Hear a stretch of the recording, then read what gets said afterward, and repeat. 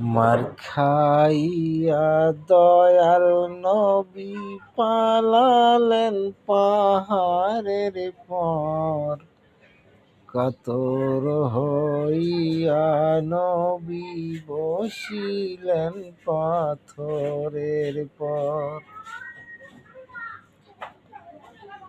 পাথরকে ডাকিয়া বলেন গোপনেতে পরোয়ার, তুলার মতো নরম হও, পাথর না হও খবরদার।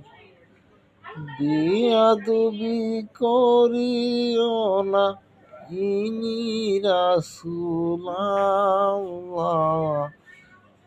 মদিনার বুলবুল নবী রাসূলুল্লাহ, মদিনার বুলবুল নবী রাসূলুল্লাহ।